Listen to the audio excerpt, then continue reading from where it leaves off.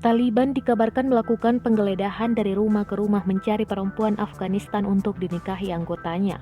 Namun tak hanya dinikahi, perempuan-perempuan tersebut bahkan diperkosa. Taliban kembali menguasai Afghanistan setelah berhasil menduduki Kabul pada Minggu 15 Agustus 2021.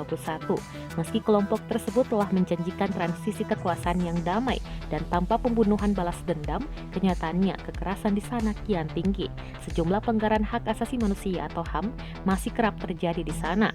Seperti diungkapkan aktivis sosial Fariha Yasser, Taliban masih mencari perempuan atau gadis berusia 15 tahun untuk dinikahi. Fariha, yang sepanjang waktunya memperjuangkan hak perempuan Afghanistan, mengatakan pencarian Taliban itu dilakukan dari rumah ke rumah. Menurut Fariha, mereka itu dibawa pergi setelah pernikahan, namun sang ayah kemudian menemukan kenyataan yang memiriskan hati.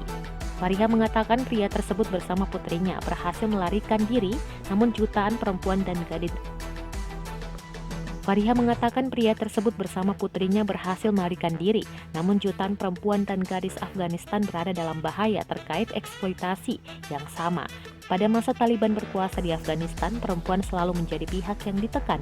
Mereka tak boleh bersekolah jika berusia di bawah 10 tahun, harus selalu menggunakan burqa dan keluar rumah harus ditemani oleh kerabat pria. Taliban sendiri mengungkapkan bahwa mereka akan lebih moderat terhadap perempuan, mengungkapkan mereka tak diwajibkan memakai burqa dan tetap diperbolehkan bersekolah dan bekerja.